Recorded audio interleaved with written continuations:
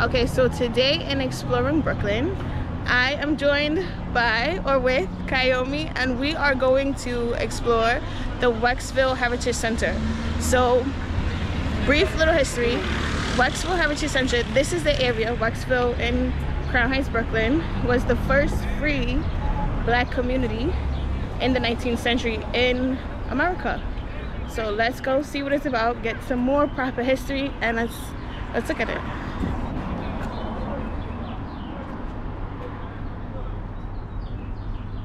And this is on Buffalo and St. Mark's. So it's on Buffalo, St. Mark's, and Bergen is across streets. And this is the front.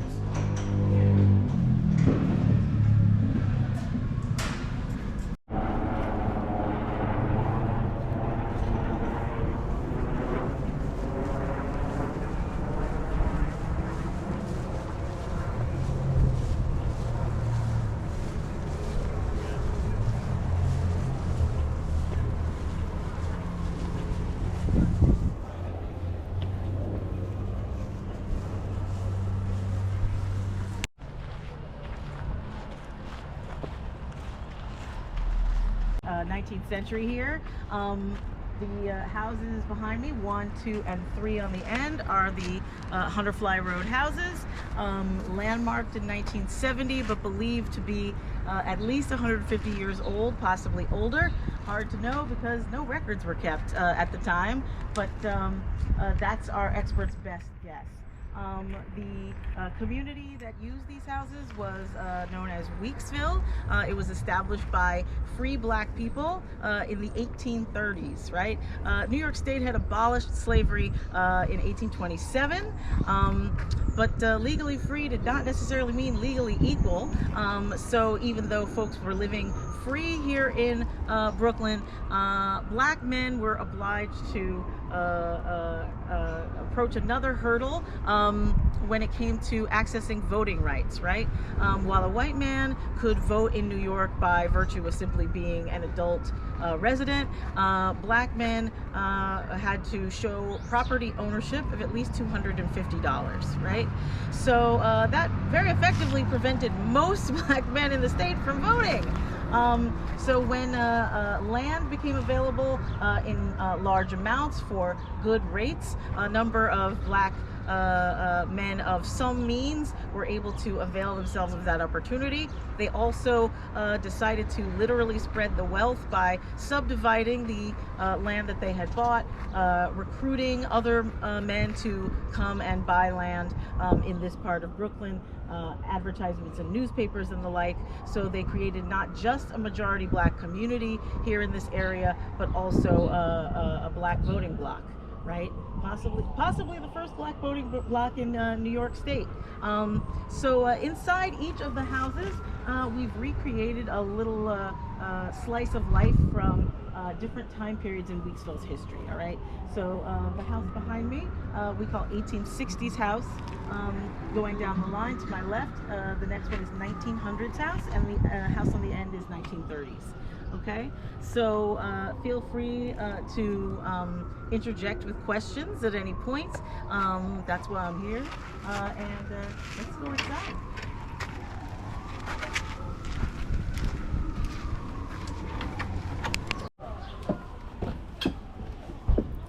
People in the neighborhood know that there are cats on this property, so they just add more. Like if they don't want their cat anymore, they're like, just dump it over there. Oh. You'll be friends with those other cats, right? No, that's not how it works.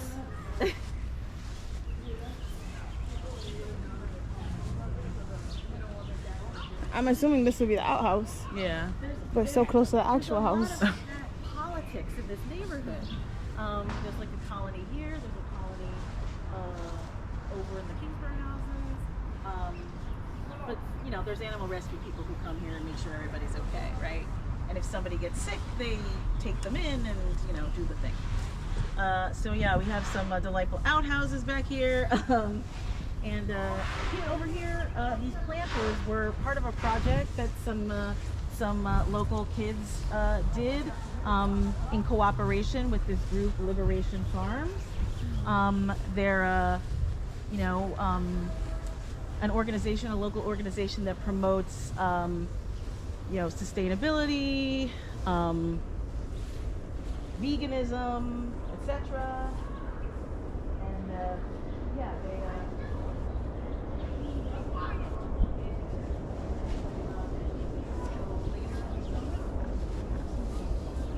Some gardening happening, right?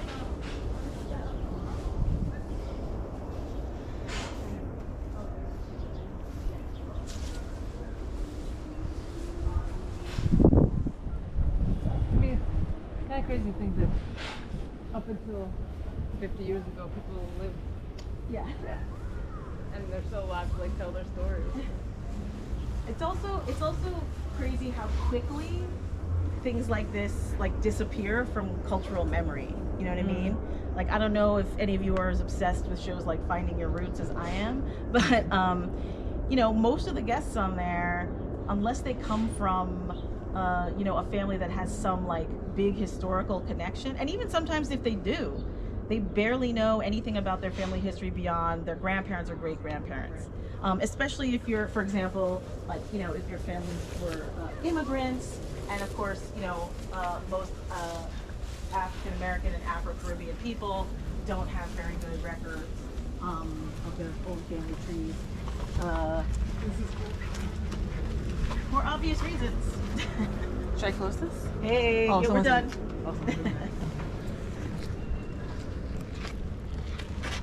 Those are down. What's this? Yeah. It's the walkway. Yeah, the landscape architect, Elizabeth Kennedy, who made this, one of very few black women in the United States to head her own like landscape firm. You know, kind of conceived of it as a bridge connecting the present and the past. Oh, Okay. So, you know, this whole block again was completely urbanized, right? Just a normal city block, flat. So all of these, you know, hills, all of the trees, all of it was restored by the Weeksville Society.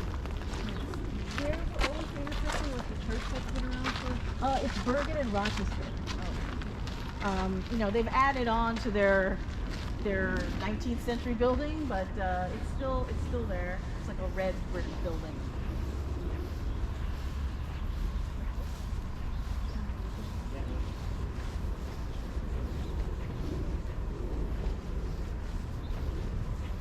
Is that a peach tree over there? It is, yeah.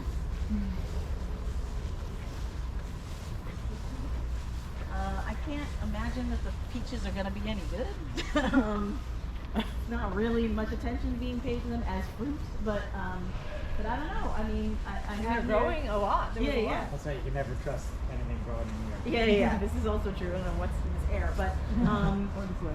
yeah, there's soil, right? I'll see that But there's soil. I had a guest on a All right, so we just finished our tour of the Weeksville Heritage House, and it was so much information about Brooklyn that I never even knew existed. Like, from seeing the houses of how the first free black community lived, and seeing it through different times, and seeing how the houses evolved from not having indoor bathrooms to one house that has a 2-story, like 2 floors, and has running water, like a gas stove, to seeing the outhouses. It was just amazing. Kaiomi, how did you feel about it?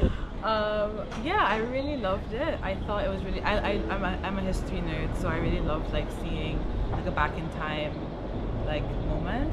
I just love that it's right here in my neighborhood, like down the street from me. I didn't even know. So yeah, I really enjoyed the tour, and I like what they're doing here. Okay, so the tours can be booked online. It is $8 USD, and then there is a $1 booking fee, so it's $9 total, which is very affordable. And it is an hour-long tour. They have 2 time slots from what I noticed, 1:30 and 3:30. So yeah, if you're ever in Brooklyn and want to learn a piece of history about Brooklyn, definitely come check out the Weeksville Heritage Center on Buffalo. This is Buffalo, right? Yeah. On Buffalo between St. Mark's and Bergen. So yeah.